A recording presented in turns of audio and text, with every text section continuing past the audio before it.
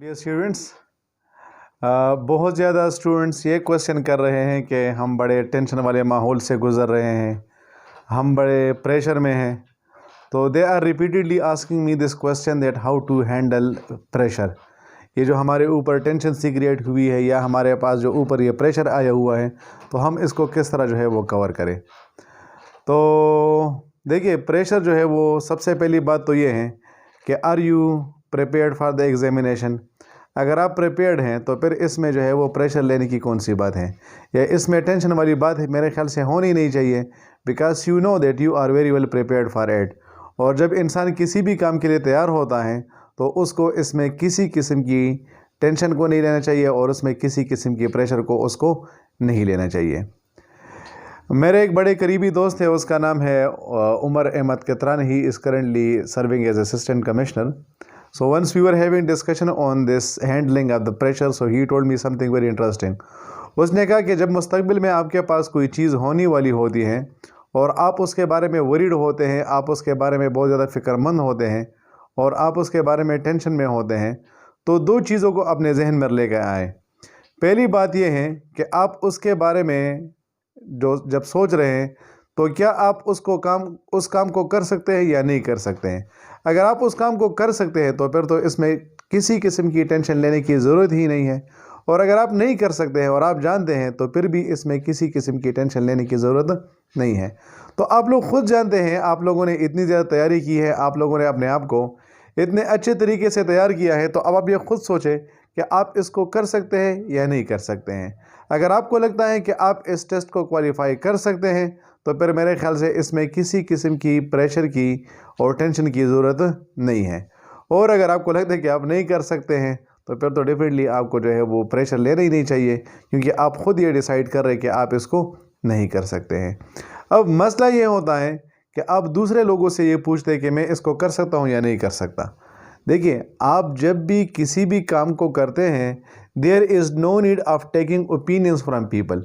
हर एक बंदा आपको जो ओपिनियंस देता है, वो आपके लिए जो व्यूज़ डेवलप करता है, उनका जो पर्सपेक्टिव होता है, उनके अपने एक्सपीरियंस पर बेस्ड होता है। अब आप अपने बारे में मुझसे ज़्यादा बेहतर जानते हैं। You know what you know what you can do, you know about your capabilities and abilities. तो बजाय इसके कि आप दूसरे बंदों के ओपिनियंस के पीछे भागें, अच्छी बात यह होगी कि आप सिर्फ और सिर्फ क्या करें, अपने ओपिनियन को फॉलो करें। So when you start following your own opinion, तो the thing that develops in you is that you will start handling the pressure, और फिर आपके जहन में किसी किस्म का टेंशन नहीं आएगा। लोगों के साथ अपने गोल्स को डिस्कस ना करें। अभी आप अपने रूममेट के साथ डिस्कशन कर रहे हैं, कभी आप अपने फ्रेंड्स के साथ डिस्कशन कर रहे हैं, कभी आप अपने कज़न्स के साथ डिस्कशन कर रहे हैं कि यार हो जाएगा या नहीं होगा, मैं क्या करूं, मैं इसको कैसे करूं। तो इसी वजह से फिर आप लोगों के लिए क्या होते हैं, आप लोगों के लिए मसाइल क्रिएट होते हैं। तो बेहतर बात यह होगी कि आप लोगों से पर्सपेक्टिव्स ना लें, लोगों के ओपिनियन ना लें, लोगों के साथ अपने गोल्स को डिस्कस ना करें, लोगों के साथ ये डिस्कस ना करें कि आपने क्या तैयार किया है और आपने क्या तैयार नहीं किया है। क्योंकि जब आप लोगों के साथ इन चीज़ों को डिस्कस करते हैं तो बजाय इसके कि वो आपको इनकरेज करे, वो आपको डिस्करेज कर लेते हैं।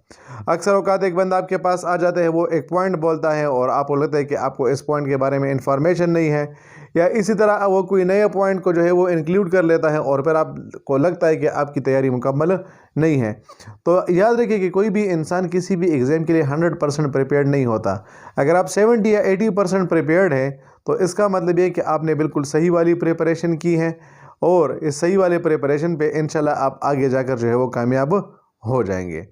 तो इन दिनों में अगर आप नई चीज़ों के पीछे भागेंगे तो फिर डेफिनेटली आपको प्रेशर तो होगा और आप पे टेंशन भी क्रिएट होगा। तो आप बिल्कुल भी नई चीज़ों पे फोकस ना करें, ना किसी के साथ किसी किस्म की डिस्कशन करें, और कॉन्फिडेंट रहें।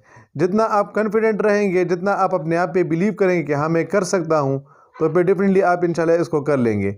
और अगर आपको लगता है कि आप इसको नहीं कर सकते हैं तो फिर आप कभी भी इसको जो है वो नहीं कर सकेंगे। और वीडियो के एंड में जो आखिरी बात मैं आपको ये बताऊंगा वो यही है कि आप ये सोचें that you should think that I can do it instead of thinking that I can not do it. मसला ये है कि आप लोग खुद ये समझते हैं कि मैं इसको नहीं कर सकता। तो अगर आपके जहन में नेगेटिव एनर्जी प्रोड्यूस हो रही है, आप अपने आप को नेगेटिव तरफ पे लेकर जा रहे हैं और बजाय इसके कि आप पॉजिटिव चीज़ों पे फोकस करें, तो फिर डिफरेंटली इसी के ज़रिए से क्या होगा, आप पे प्रेशर डेवलप होगा। तो avoid thinking negative, be positive, think that you can do it, and इंशाल्लाह with the help of it you would be able to absorb your pressure. मैं पहले भी आप लोगों को बता चुका हूँ कि 3 चीज़ों पे फोकस करें। अपने नींद पे, आपकी नींद पूरी होनी चाहिए। दूसरी बात ये कि अपने खाने पे फोकस करें, सही वाला खाना खाएं, लेकिन इतना ज़्यादा ना खाएं कि फिर आप लोग को जो है वो फिर से मसला हो। और तीसरी बात ये कि रिवीजन पे फोकस करें। इन 3 चीज़ों पे फोकस करें। ये ना सोचें कि टाइम कितना रह गया, टाइम कम रह गया या टाइम ज़्यादा रह गया है, आपने कम टॉपिक्स तैयार किए या आपने ज़्यादा टॉपिक्स तैयार किए हैं। इन चीज़ों को अवॉइड करें, बल्कि सिर्फ और सिर्फ इन 3 चीज़ों पे जो है वो फोकस करें, और इंशाल्लाह आप जो है वो अपने ज़िंदगी में कामयाबी हासिल कर सकेंगे। I have got all my well wishes with you people. May this week pass easily, and may this test be a success for you in your life. May you achieve whatever you are desiring for. God bless you, students. Allah Hafiz.